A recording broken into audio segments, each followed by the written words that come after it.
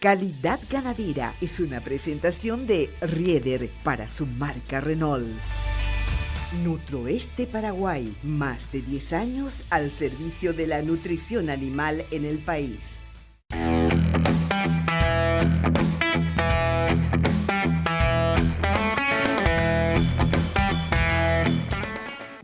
Bienvenidos a un nuevo capítulo de Calidad Ganadera aquí por las pantallas del canal de la producción. Nosotros, como siempre, listos para una nueva propuesta en este espacio informativo, y durante la siguiente hora traemos nuevamente más de lo que fue el Simposio Internacional de Búfalos de las Américas y de Europa que se realizó aquí en nuestro país. Sin duda hay muchísimo para compartir con todos ustedes, por eso seguimos haciéndolo durante todo este tiempo, mostrándoles, por supuesto, parte de las disertaciones que tuvimos durante esas dos intensas jornadas, con participación realmente enriquecedora para todos los que participamos. En esta ocasión vamos a compartir nuevamente parte de alguna de las disertaciones, empezando por la del titular de la Asociación Paraguaya de Criadores de Búfalos. Estoy hablando de don Richard Moss, así que a partir de ahora disfruten de este resumen. En esta edición de Calidad Ganadera seguimos repasando detalles de las charlas y exposiciones técnicas que formaron parte del 10º Simposio de Búfalos de las Américas y Europa. En esta primera parte compartiremos lo expuesto por el presidente de la Asociación Paraguaya de Criadores de Búfalos, APACRIBU, Richard Moss Ferreira, sobre búfalos, carbono y tecnología, oportunidades ante un futuro incierto. Soy yo el que realmente agradece a todos ustedes, a cada una de las personas que está colaborando para que este evento siga tomando fuerza cada día. Hoy tenemos una agenda muy nutrida, muy divertida también, y preparada con mucho cariño. Las personas que tenemos acá quizás se pueden presentar como ingeniero, como veterinario.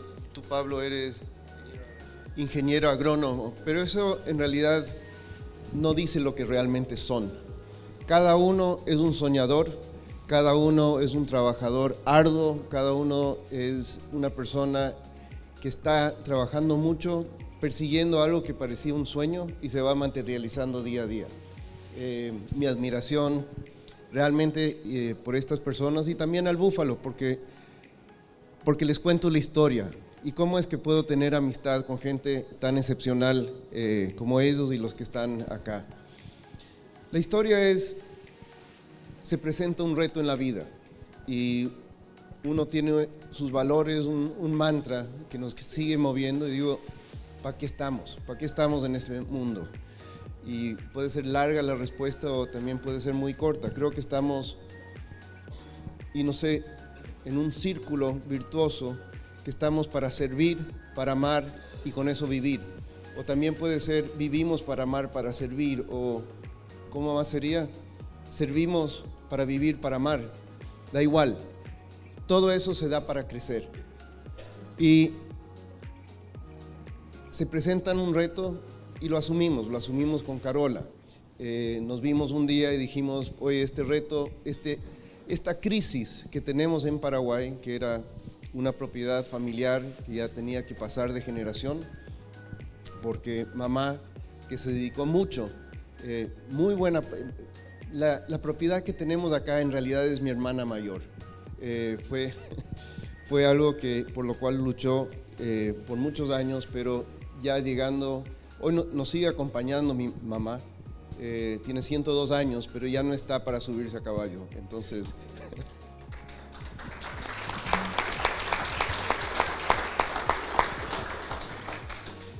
Y al venir acá, yo decía, ¿para qué estamos? ¿Cuál es la misión? La misión grande para mí es rescatar un legado, ir potenciando y construyendo futuros.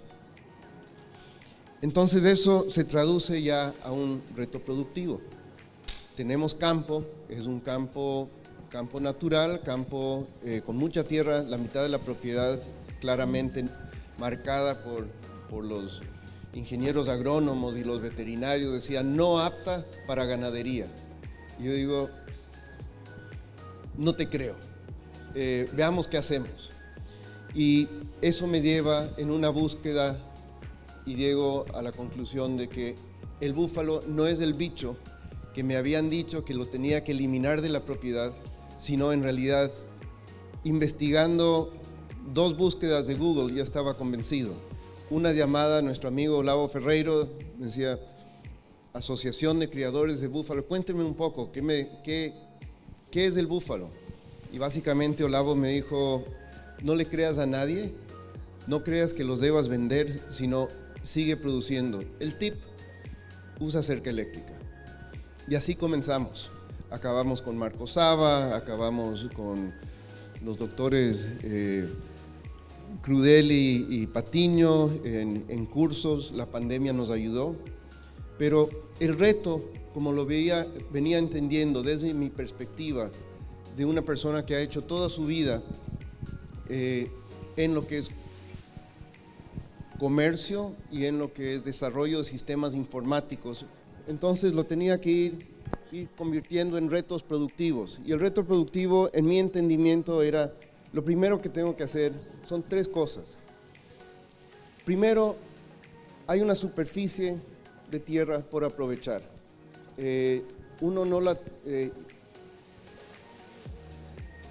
Raúl me decía, todos tenemos, con tierra tenemos el derecho a una cuota de luz solar, y con eso lo tenemos que convertir de alguna manera u otra. Es un flujo donde se lo va, si quieres ser sostenible como empresa, esa luz solar la tienes que ir convirtiendo de una manera u otra en un flujo de dinero. Y para mí, al pensar en un flujo de dinero, estábamos pensando en sostenibilidad. Eso era un parámetro sine qua non. Lo que buscábamos no era algo rápido, momentáneo, sino algo que realmente podría perdurar y seguir contribuyendo a futuras generaciones. Y después uno se topa con el entorno ganadero. Antes ganadería era un tema relativamente simple. Era algo que tenías campo, echabas animales, se reproducían y bueno, algo quedaba. Hoy en día se convierte en una parte de una batalla. Algunos dicen que somos ganaderos, somos responsables del cambio climático. Otros, creo que mejor informados, dicen que no, somos parte de la solución. Somos parte de la solución y sin el trabajo que nosotros hacemos, diría Alan Savory, el mundo no tiene chance. Y lo que nosotros hacemos no lo tenemos que esconder como que estuviéramos haciendo algo malo, sino promover como algo que sí generamos fotosíntesis. A través de fotosíntesis capturamos carbono, mejoramos suelos y obviamente hay que hacerlo con un método para que así sea. Así también llegan nuevos retos. ReadyX está ahora promoviendo algo que va a decir, si quieres enviar primero cueros y luego carne a Europa, tienes que implantar trazabilidad. Y también nos dicen, seguro Pablo nos va a mencionar, que si capturas carbono, el mundo también ha ido viniendo hacia un reconocimiento que si estás capturando carbono, capaz te debemos compensar algo. Eso se traduce en un mercado de carbono y si bien los animales apoyan esa conversión, es el ser humano el que tiene que certificar y ver cómo puede generar bonos sólidos, confiables, que puedan ser vendidos en un mercado. Entonces el tema de ganadería ya no es fácil, ¿no es cierto? Pero puede ser muy útil y tiene un rol muy importante, porque si no vamos a, como dijo doctor Humberto Osorio, dijo, si no comes carne vas a involucionar, no vas a frenar un proceso antropológico de la evolución de la especie. Bueno, en realidad hay una crisis, pero me gusta la palabra crisis en el sentido japonés. Ustedes lo han visto, es kiki, pero combinan los caracteres de peligro y oportunidad. Y lo que tenemos acá creo que son personas que han visto justamente dentro de un problema complejo por donde pueden haber soluciones y soluciones que son valiosas para la sociedad. Dentro de las oportunidades que yo he venido descubriendo alrededor de este dilema de tierra, de producción, de ganadería, me he topado primero con el búfalo y gracias al búfalo con todos ustedes. Luego con conceptos como los de Guasán, pastoreo racional, que ha ido en otra manera también desarrollándose hacia una ganadería regenerativa, pero en esa ganadería regenerativa, en esa captura de carbono, también uno ve que algunos dicen que algunos están quizás deforestando para poner potreros. En el campo que nosotros vemos que es necesario forestar para tener sombra, para bajar temperaturas, para mantener humedad. Y ahí me topo con proyectos de forestación y forestación silvopastoril. Y luego, si nosotros queremos llegar eventualmente a poder capturar carbón, regenerar suelos, capturar carbón y ponerle un piso adicional a la propiedad, esto sería a través de información de gestión. Un gran aporte ha sido el sistema contable que usamos, Albor, y agradezco nuevamente el cóctel que nos brindó Albor y Sonia ayer, pero también hay nuevas tecnologías que vienen y tenemos a alguien como Oscar que dice, yo soy veterinario. Mentira, mentira. Usted es físico, biólogo, investigador, informático, emprendedor y soñador también. Entonces, ¿y por qué digo todo eso? Porque ha combinado veterinaria con drones, con lentes, con análisis y sacado nuevas soluciones. Entonces, para mí es un privilegio, es un orgullo presentarles con este panel el día de hoy. Vamos Pablo, luego Raúl, luego Oscar. Pero con eso, un aplauso por favor a nuestros panelistas y adelante.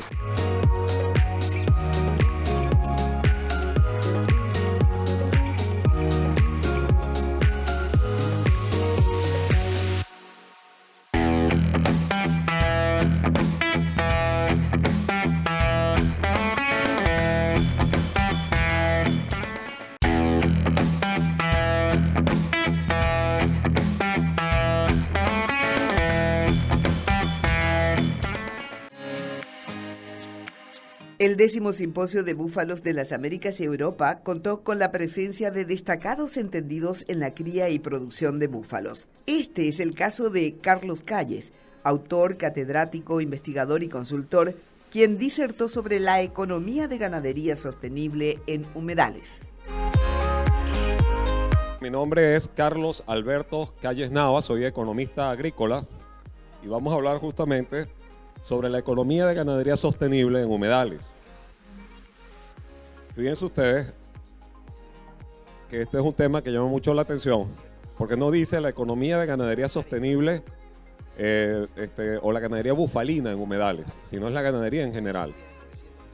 Voy a tratar de mostrarles algunas experiencias de ganadería con algunos números en humedales, porque con un trabajo de investigación que se hizo en una zona deltaica en Venezuela, se pudo demostrar que tanto ganadería vacuna como ganadería bufalina resultaron rentables. Lo único es que una más que la otra. Es una cosa interesante.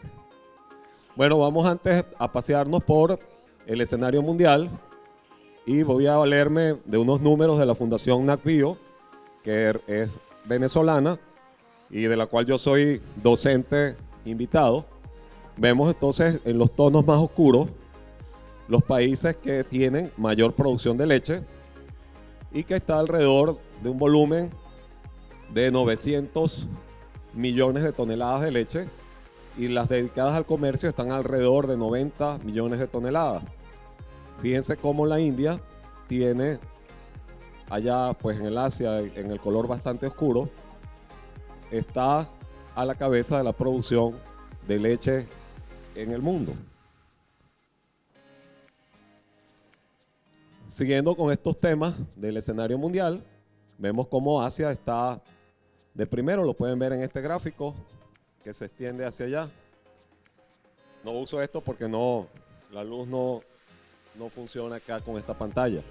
Luego le sigue el continente europeo con una brecha bastante significativa por debajo de Asia y luego el continente americano. Y esto tiene que ver con el consumo per cápita a nivel mundial, donde los países con los colores, las tonalidades más oscuras, son los que tienen mayor consumo. Y hay un gigante asiático que tiene un consumo per cápita interesante, pero que potencialmente se estima va a ser un gran consumidor, que es China.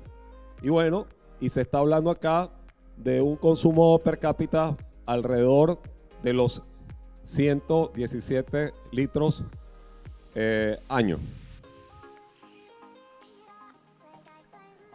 Y esta es la forma, dentro de este escenario mundial, cómo podemos observar están distribuidos los humedales, que es el tema en donde nos vamos a adentrar. Ahora, vamos a hacer algo de macroeconomía. Vamos a ver un poquito el asunto macroeconómico, pero situado en el caso de Paraguay. Justamente ayer se habló acá de las 10 millones de hectáreas disponibles. Y entonces, con un pedido que me hizo Richard Moss, que trabajara con estas cosas, yo decidí meter en un simulador, en un modelo econométrico, esa cantidad de hectáreas a ver qué sucedía. Entonces nos dice que si empleamos 1 millón de esas hectáreas, con una capacidad de carga de 10 hectáreas por cada unidad animal, entonces eso nos llevaría a empezar con un pie de cría de 217.500 vientres y 8.700 machos. Estamos hablando de algo macroeconómico, de rebaños muy grandes, por supuesto. Luego entonces tendríamos al cabo de 10 años una carga total en unidades animales de 1.282.000 unidades animales. Es decir, llegaríamos a ese millón, un rebaño de 1 millón de unidades animales, que es un número muy significativo dentro de esas 10 millones de hectáreas disponibles. Ahora, estaríamos hablando en este caso de algunos parámetros interesantes. Tendremos una lactancia de 270 días y estamos hablando de un índice de parición del 73%. Claro, son humedales, eso hay que tenerlo absolutamente claro. Bueno, eso nos permitiría, si además procesamos esa materia prima, estaríamos hablando, por ejemplo, con un índice de conversión de 5,5 litros, ok, estaremos hablando de la posibilidad de producir en quesos, kilogramos de quesos día, alrededor de 272 millones de kilos de quesos al día. Estaremos hablando de la posibilidad de producir 1.498.686 litros de leche diario. Y siguiendo con los números, ya pero en la parte de carne, estaremos hablando de la posibilidad de bumaustes de 114.777. Ahora, ¿qué significaría eso? ¿Qué impacto tendría eso? Estaremos hablando de poder alimentar a más de 4.5 millones de niños anualmente en el mundo. Fíjense ustedes, esto empieza a ser interesante. Cualquiera puede decir, bueno, esto es un asunto especulativo. Es ponerse a hacer números y más nada. Bueno, pero cuando uno hace números utilizando un modelo econométrico, la cosa cambia.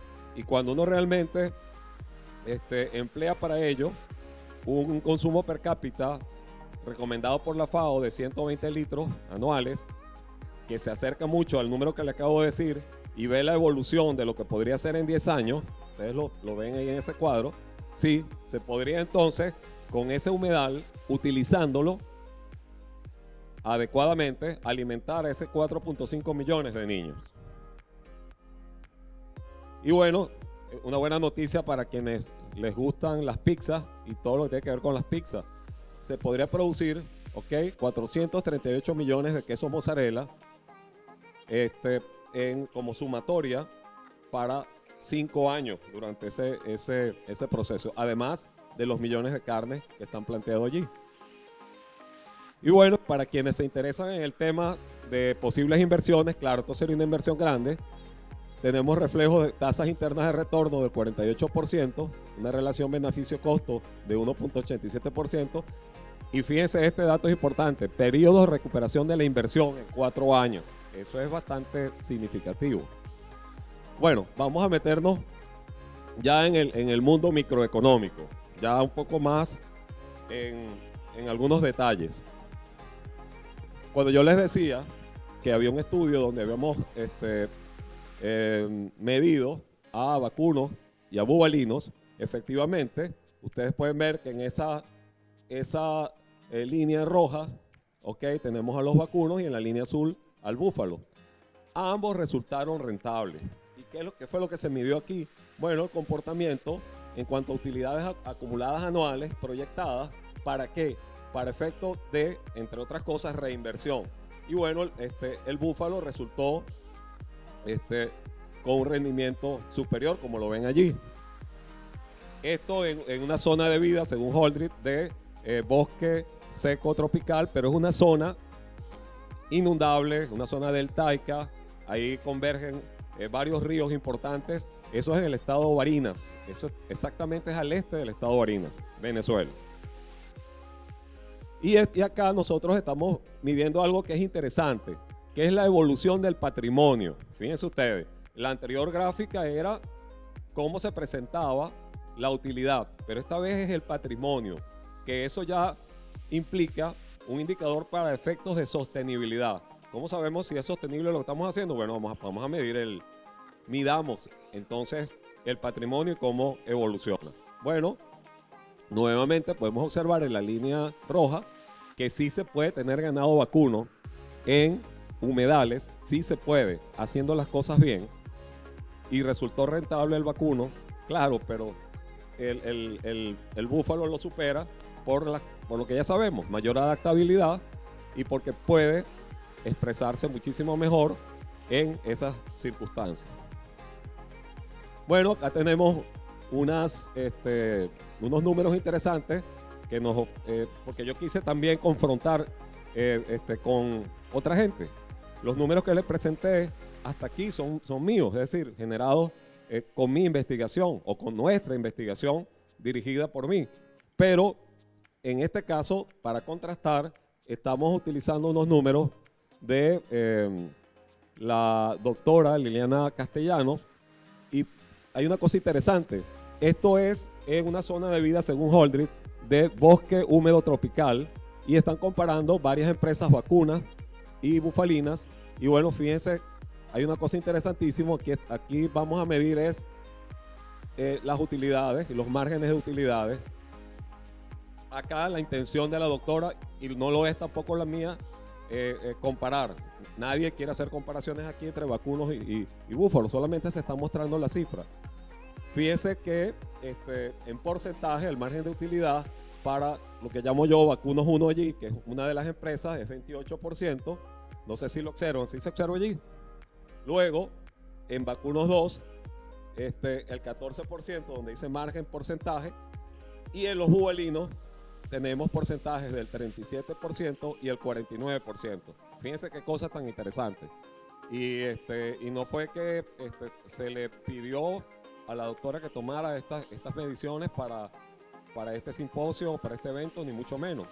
Estos son números reales, con un ejercicio económico ya cerrado, listo, medido.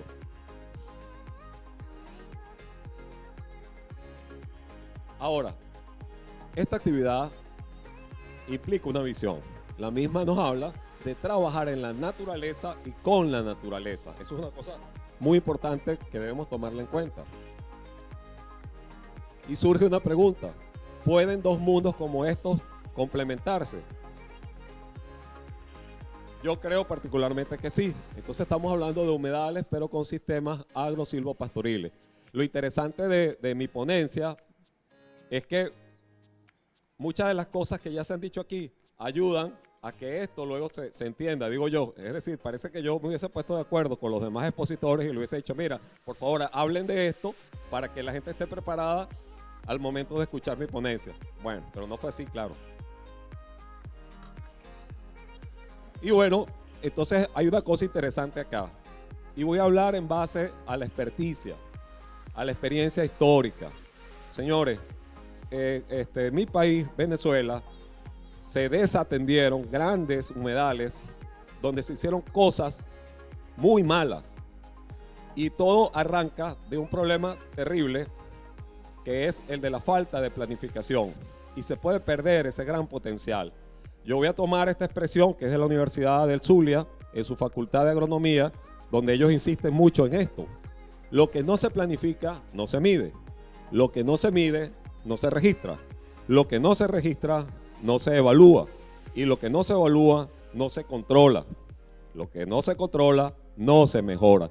¿Y qué es lo que se supone que vamos a hacer con la ganadería en humedales? Si queremos ser responsables, es estar allí como custodios de ese ecosistema, al cual se le puede agregar un recurso natural muy valioso, que es el búfalo, para que los servicios ambientales de ese ecosistema sean superiores. Eso es todo lo que queremos.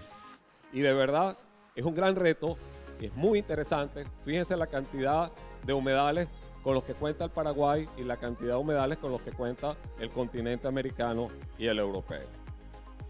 De allí que la importancia de estas cosas debemos internalizarlas.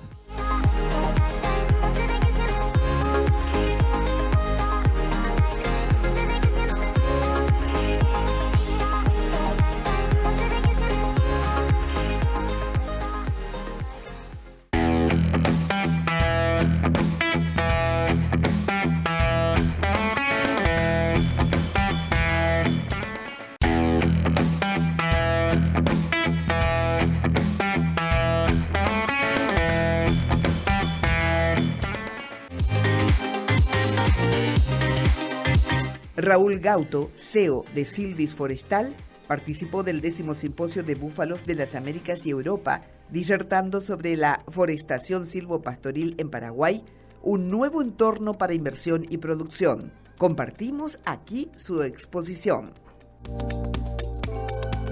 Bueno, vamos a hablar un poquito hoy del sistema silvopastoril.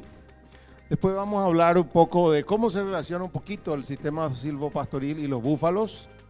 Vamos a hablar de las bondades del sistema y identificar, valorar, mitigar riesgos, porque parte de la tarea empresarial es ver el tema de los riesgos. Vamos a ver algunos objetivos comerciales de una plantación forestal que debe ser muy extraña para algunos de ustedes. Y vamos a ver un poco el plan económico financiero de un sistema silvopastoril. Bueno, ¿qué es lo que es un sistema silvopastoril? Y es lo que hablábamos con Richard en varias ocasiones. Si uno tiene 100 hectáreas de tierra y le digo yo, bueno, ¿qué es lo que uno tiene? Y tiene suelo. No, realmente no es el suelo lo que vale ahí. Si yo le pongo una carpa a 30 metros de altura a esas 100 hectáreas, nos quedamos sin nada.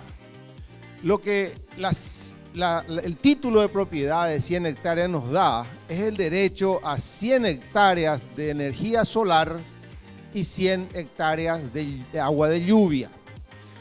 Y como gerentes rurales o gerentes de recursos, nosotros tenemos que maximizar nuestro capital, que es en este caso sol y agua. Cuando uno tiene un pastizal, como bien nos decía Pablo, la capacidad de absorción de energía es solamente del 30% de toda la energía del sol, sobre todo en sistemas fotosintéticos tan fuertes como los que tenemos en el noreste argentino, en el sur de Brasil y en Paraguay. Tenemos que ver cómo hacemos para aprovechar. Entonces tenemos que seguramente encima de ese pasto poner una capa, tal vez de árboles intermedios, tal vez de árboles, que nos ayuden a captar más energía y, como decía bien Pablo, evitar que esa energía se convierta en una losa radiante. Ese es el sistema silvopastoril, en el cual se aprovecha con el pasto la energía que está más o menos a 0 a 1 metro de altura, y después de 6 metros para arriba los árboles también nos ayudan. Por eso que es 6 grados más fresco estar en un sistema silvopastoril que en una pastura completamente abierta. Hay un máximo aprovechamiento de la biosfera o zona de vida, y recién nos contaba también Pablo esta idea de la bioactivación. Esa es la parte que a mí particularmente me fascina, que ahí cuando están las vacas, cuando están los búfalos bosteando y orinando, están generando un microambiente que genera una enorme cantidad de microorganismos. Y esos microorganismos son los que activan los minerales del suelo.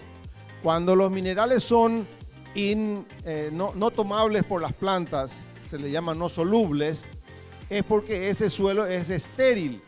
Pero si tenemos microorganismos y tenemos lombrices que están actuando con el suelo, esos elementos minerales se vuelven solubles para la planta y se vuelven útiles.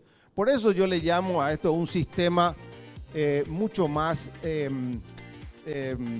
digamos, virtuoso de la combinación de pasto con árbol. Acá tenemos una pequeña, con Richard tenemos esta experiencia de los búfalos en medio. Esta plantación todavía no cumplió 3 años y ya tiene 18 metros de diámetro y 18 metros de altura.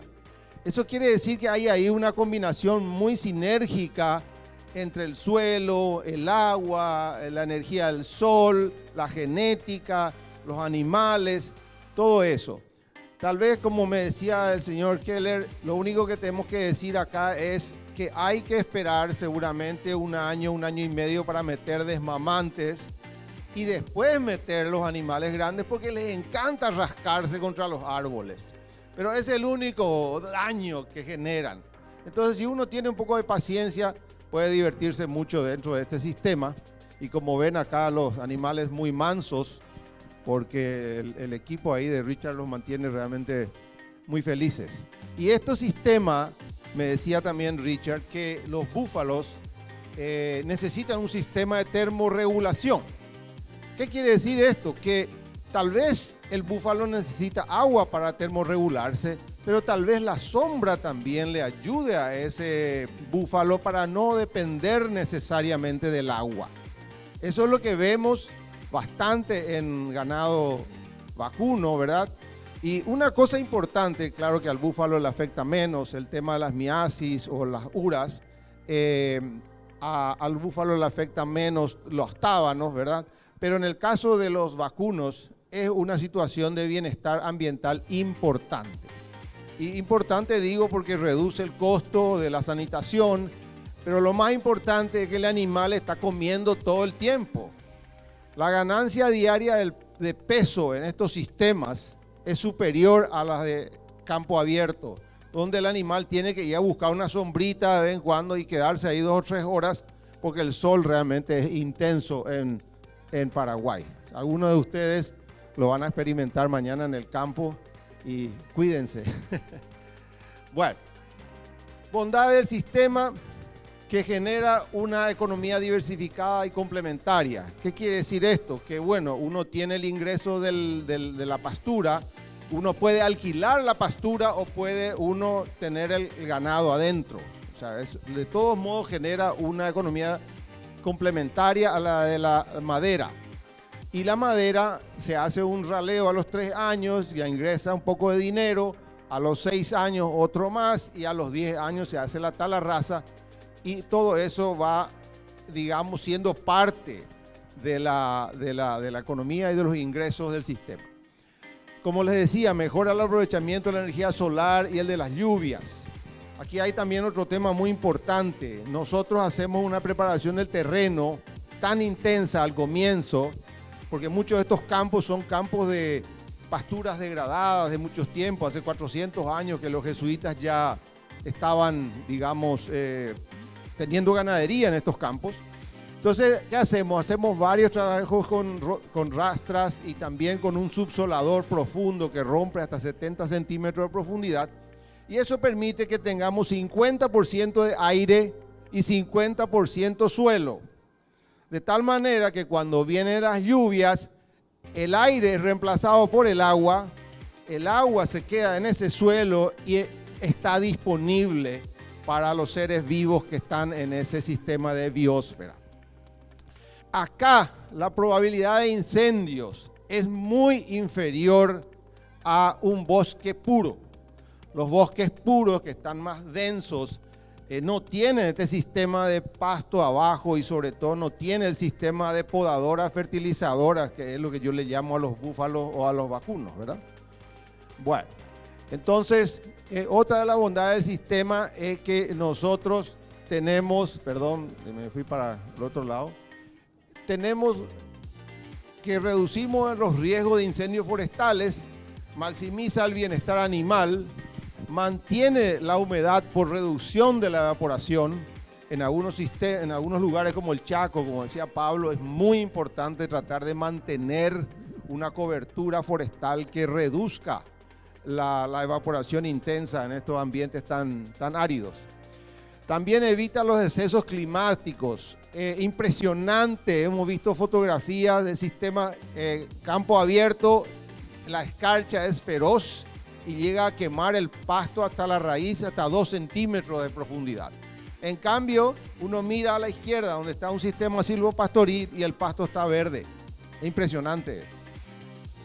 Sin duda, se evita la erosión de los suelos, ayuda a fertilizar los suelos y a aumentar la flora y fauna, como ya hablamos. Y acá vienen 2 temas muy importantes que son muy caros a nuestro sistema de trabajo, que es que aumenta el impacto social a generar muchos más empleos rurales que un manejo de pastura abierta. La cantidad de empleo que genera un sistema silvopastoril es espectacular. Por lo menos yo diría que entre 8 y 10 familias pueden estar trabajando en 100 hectáreas durante 5 años. Si eso multiplica para 1000 hectáreas, estamos ya hablando de 80 a 100 familias. Y eso es impresionante y hemos visto lo que dice Pablo en la comunidad de Ubicuí, sobre todo familias que habían perdido a sus hijos de 19, 20 años, fueron a los asentamientos cercanos a Asunción, pasando problemas ahí con drogas, motochorros, están volviendo al campo, porque allá hay trabajo permanente, porque se les paga todos los sábados, porque tienen que trabajar bajo la sombra de los árboles y hacen lo que quieren hacer y encima no tienen que pagar pasaje porque les queda cerquita. O sea que es muy importante ese concepto del impacto social de la inversión forestal. Y finalmente el gran impacto ambiental positivo, vemos nosotros que también genera mayor abrigo para la biodiversidad y realmente eso a nosotros nos pone contentos porque eso nos lleva a lo que llamamos la triple línea de resultados. Nosotros estamos convencidos como empresa que no es suficiente ganar dinero. Nosotros tenemos que generar riqueza. Y generar riqueza quiere decir ganar dinero, sin duda, dentro de generar valor económico, pero hay que también generar valor ambiental y valor social. Y eso es lo que realmente a nosotros nos mueve mucho. Vamos a hablar un poquito de los riesgos. Acá le llené de riesgos. Esto lo hicimos para unos bancos que les encanta hablar de riesgos, ¿verdad? Entonces le hicimos la identificación salvaje para que todos los mínimos riesgos pudieran estar cubiertos y que no vinieran con sus repreguntas. Pero vamos a decir directamente que acá lo que realmente importa es el riesgo del incendio. Yo diría que el 80% de los riesgos es ese tema del incendio. Pero también les digo, como decía un amigo suizo, solamente hoy día solamente muere del corazón quien no sabe que sufre del corazón.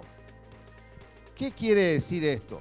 que si uno sabe que va a haber incendios, si uno sabe que van a haber situaciones, como llamamos nosotros lo triple 30, 30 grados de temperatura, 30 kilómetros por hora del viento y menor a 30% de humedad, esa es la tormenta perfecta y probablemente va a ocurrir un incendio.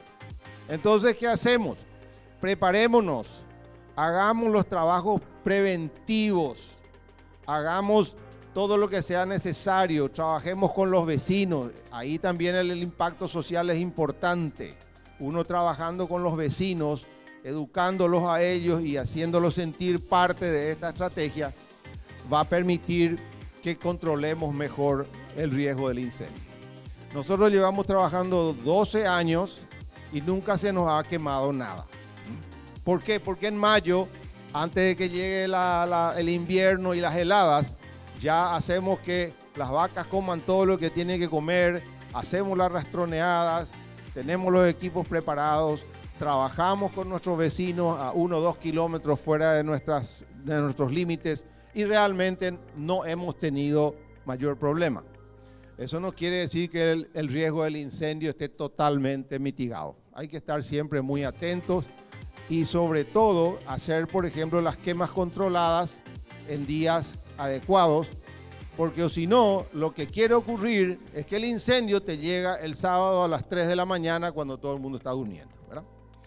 Bueno, podemos hablar de otros riesgos. Hay riesgos biológicos, sí, claro, hay algunos riesgos biológicos. Por eso que es importante que en cada plantación uno ponga 3, 4 clones diferentes para que si a uno de esos clones susceptible a una plaga le ataca eso, los otros 3 clones normalmente no van a ser susceptibles.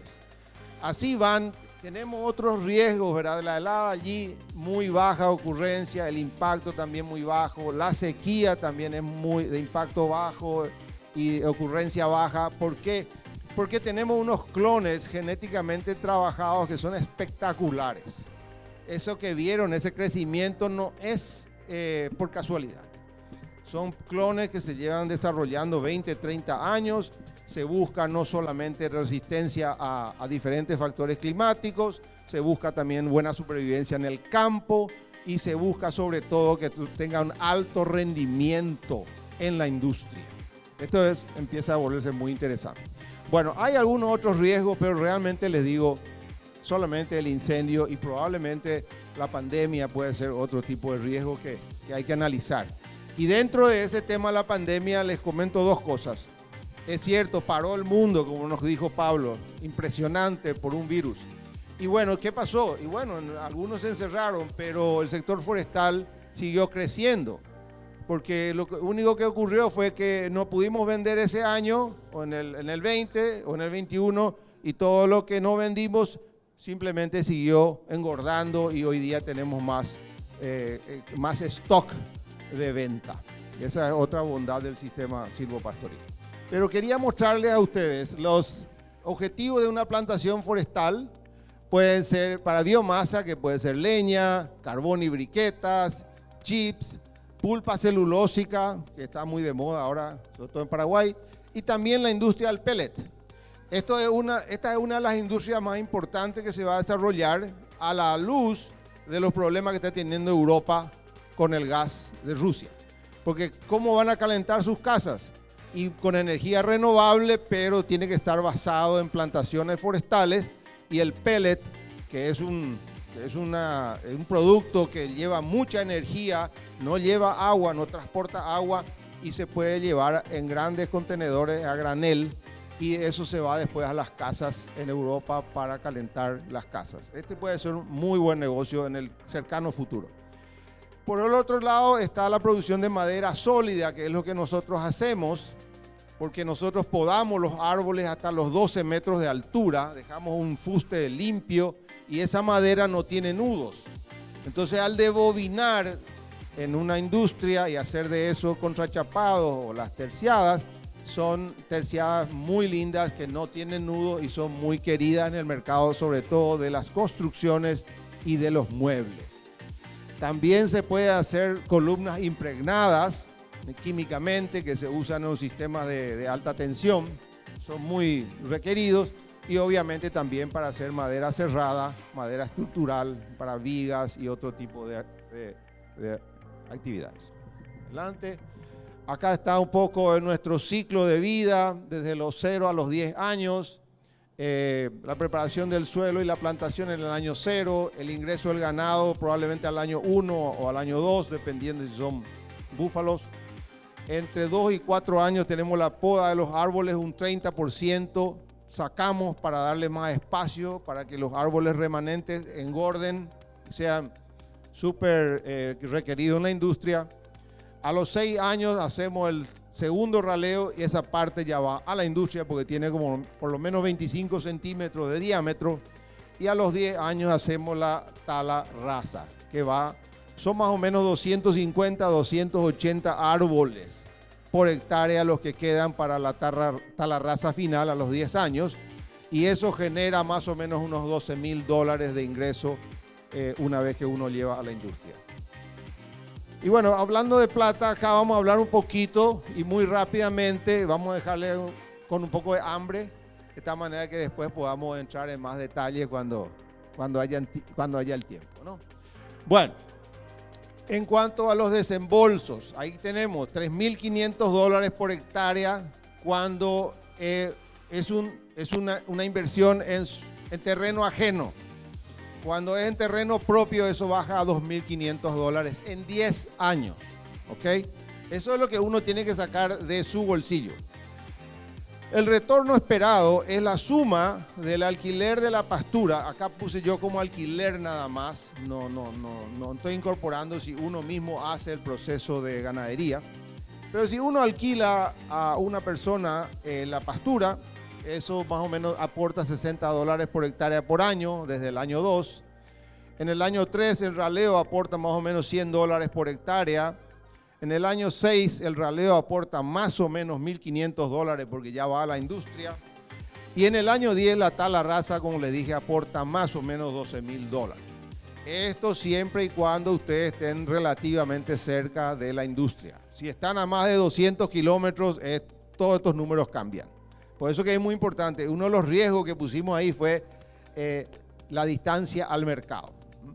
Finalmente, decirles, queridos, que el retorno a la inversión es de 3. ¿Qué quiere decir esto? Si ustedes invirtieron $3,500, van a ingresar $14,000. 14,000 menos 3,500 queda 11,000 más o menos. Y eso es 3 veces la inversión que uno hizo dentro del sistema. La tasa interna de retorno para los que manejen este indicador es de entre 13% cuando uno trabaja sobre suelo alquilado o arrendado. Cuando uno trabaja con suelo propio, eso sube a 18% o más. Y la tasa interna, ya aclaré esos dos. ¿Y por qué me refiero a esto? Porque en Paraguay tenemos una ley del 2013 que se llama Ley del Vuelo Forestal, que también hay en la Argentina y en otros lugares, por la cual uno no necesita comprar tierra. Uno puede alquilar una tierra, hacer un contrato muy serio y se inscribe dentro del registro público. Y ese terreno entonces sigue siendo propiedad del propietario original, pero todo lo clavado y plantado, es decir, el sistema forestal que está encima, está protegido por la ley y está dentro del registro público. Y si ese señor propietario quiere vender la tierra, lo puede hacer, puede hipotecar también, pero sale con esa restricción de dominio que dice hay un contrato de vuelo forestal sobre esta propiedad y todo lo que está clavado y plantado no le pertenece al propietario. Entonces eso es muy claro, muy transparente para que cualquier persona que vaya a comprar esa tierra sepa exactamente que hay 2 derechos diferentes sobre esa misma propiedad.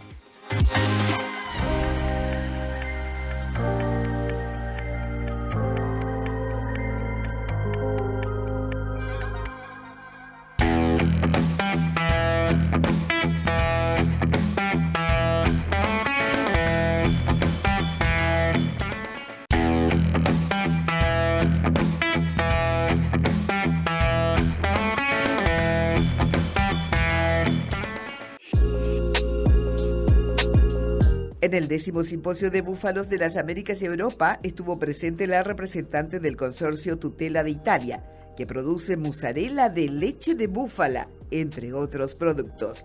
Habló sobre el escenario actual y los retos a futuro que tiene la producción de búfalos en Italia.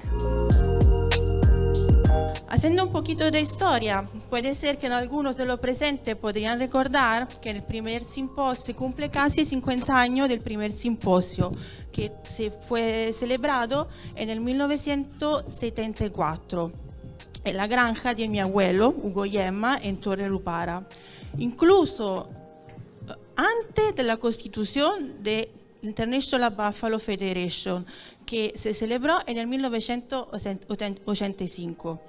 Eso quiere decir 11 años después de este primer simposio, en el cual participaron personajes muy importantes como el profesor De Franciscis y el doctor Cochrane. Contemporáneamente, en los años 70, gracias a la iniciativa de 6 ganaderos y un productor industrial, nació el COVALC. El COVALC era un consorcio para la revalorización, perdón por mi español, pero bueno, para la revalorización de la leche de búfala y sus derivados, que puso la base del consorcio que tenemos hoy en Italia. En el mismo tiempo tuvimos el honor en el 1997 de albergar en la ciudad de Caserta el 5º simposio, donde fue elegido presidente el señor Pablo Moser. Y 10 años después, en el 2007, en la misma ciudad de Caserta, tuvimos el 8º simposio, donde fue elegido presidente el profesor Luigi Zigarelli.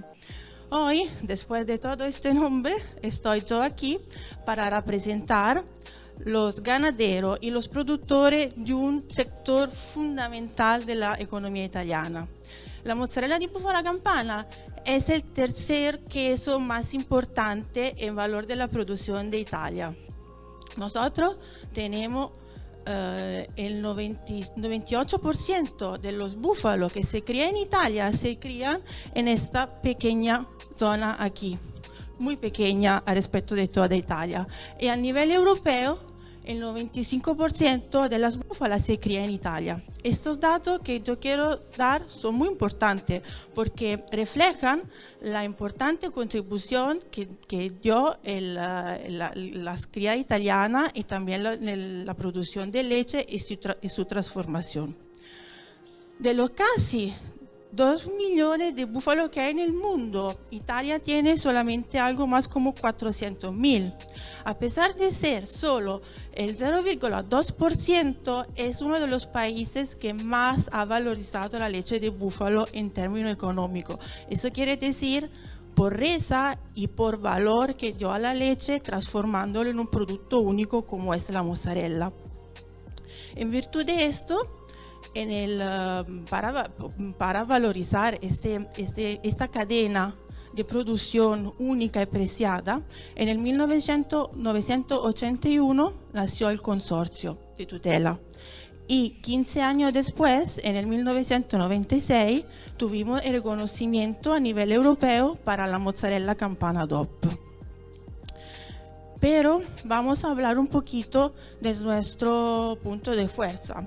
Entonces, en primer lugar, la granja.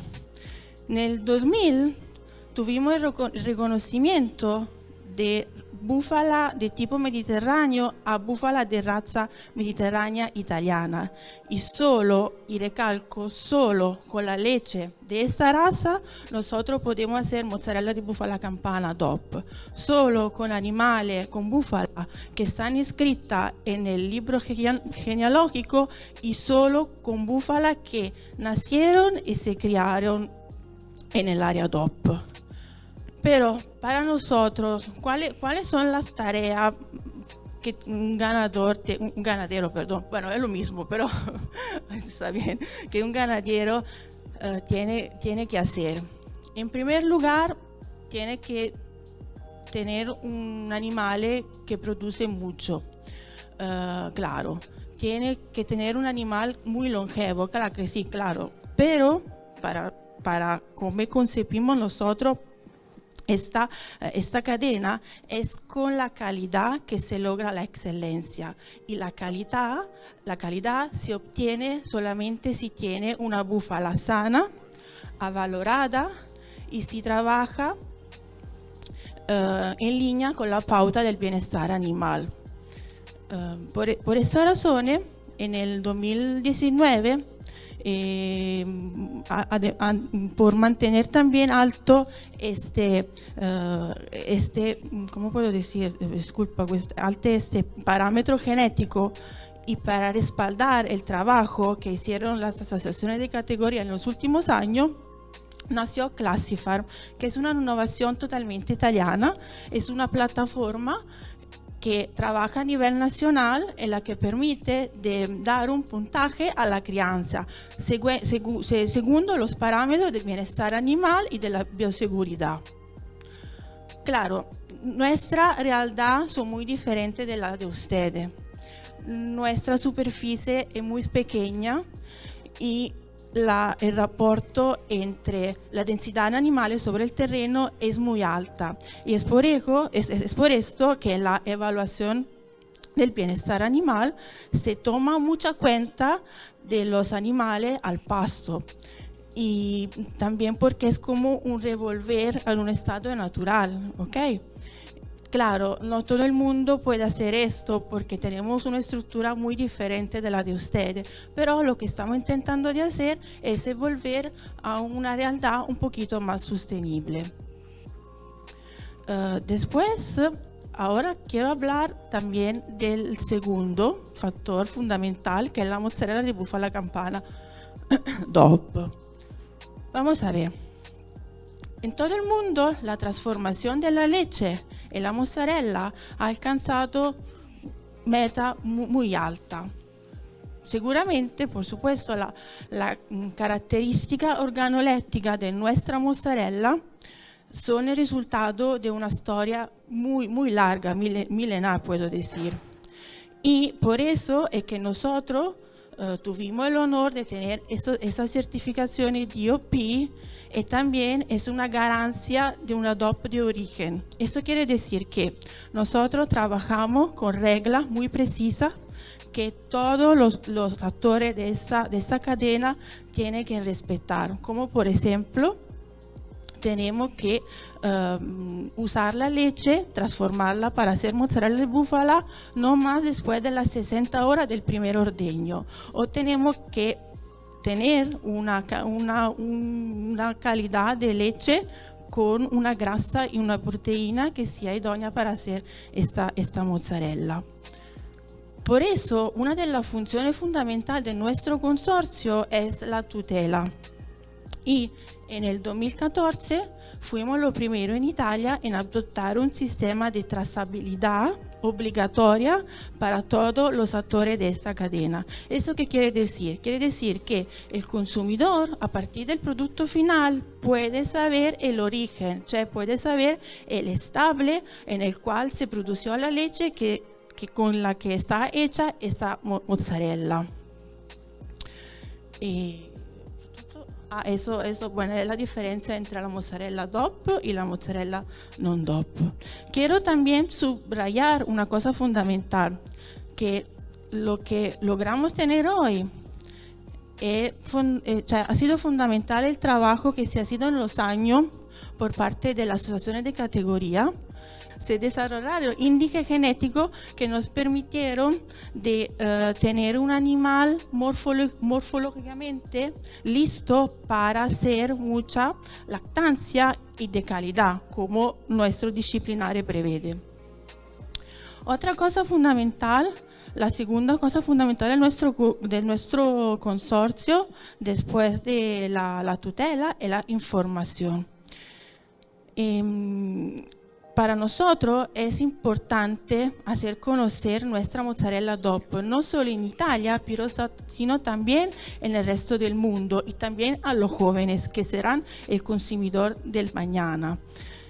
El año pasado se produjeron algo como 70.000 toneladas de mozzarella de búfala y de estas 70.000, 54.000 son de mozzarella di bufala campana DOP. Y un estudio encargado por el consorcio demostró que aún la exportación es muy importante, porque representa casi el 35%, todavía no se conoce muy bien esa mozzarella DOP al exterior. En fin, nosotros lo que tenemos que hacer ahora, que por fuerza, es que todo el mundo conoce la diferencia entre una mozzarella di búfala genérica y una mozzarella di búfala campana DOP. El canal fundamental sigue siendo el canal de la grande distribución, pero en los últimos años estamos viendo que está un poquito una inversión de marcha y se está yendo para adelante también el sector de la venta al detalle y se está desarrollando también un sector un poquito más de nicha, que es lo que incluye también la mozzarella de búfala bio o la mozzarella de búfala sin. Y ahora vamos a ver los retos al futuro. Entonces, la mozzarella de búfala es un queso fresco y tiene un aroma y algo que cambia de hora a hora. Y es por esto que lo que tenemos que hacer es mejorar nuestro transporte, nuestra red de transporte, combinándola pero también con una vida útil del producto. ¿Eso qué quiere decir? Quiere decir que nosotros queremos que en toda Italia y Europa, pero también en otra parte del mundo como el continente europeo, siempre se podría comer una mozzarella de alta calidad y buena, como si hubiera comida en Italia. Pero nuestro problema más grande sigue siendo el ciclo natural de la búfala. ¿Eso qué quiere decir? Quiere decir que en verano, cuando la demanda de mozzarella es muy alta, es cuando se produce menos mozzarella, claro. Y es por eso que fomentar una desestacionalización sea muy importante para dar una respuesta al mercado y alinear la demanda de la leche con la demanda de mozzarella. Y por último, pero no menos importante, estudios han demostrado que el 30% de los socios de nuestro consorcio se están invirtiendo, ¿vale? Están poniendo fotovoltaico, impianto de biogás, también los transformadores están pensando cómo hacer desenvases que son biodegradables. Claro, tiene un poquito de dificultad porque siendo la mozzarella de búfala campana un producto con mucho líquido no es tan simple, pero lo que queremos hacer es estar listo para el 2050 cuando la Europa no quiere más emisiones de GHG. Bueno, como dije al principio, todo esto es como si un poco empezó en Italia, entonces me gustaría renovar a vosotros las gracias y también un invito para una colaboración futura.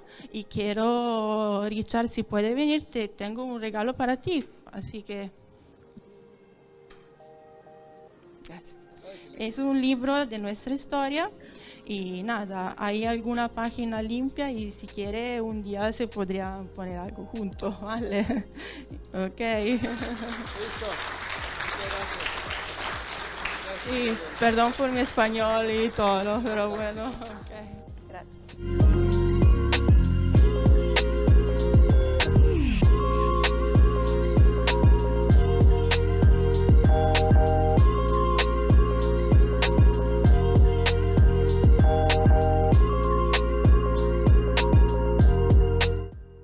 Definitivamente muy interesante, muy productivo y muy enriquecedor todo lo que compartían con nosotros en esos días del Simposio Internacional de Búfalos, los disertantes y por supuesto nosotros ahora compartiendo también con toda la audiencia para que tengan la oportunidad y la posibilidad de acceder realmente a contenido muy valioso para la producción ganadera. Nosotros llegamos hasta aquí con el capítulo del día de hoy, pero por supuesto los invitamos a seguir en sintonía del canal de la producción y a estar pendientes a nuestra próxima propuesta en Calidad Ganadera.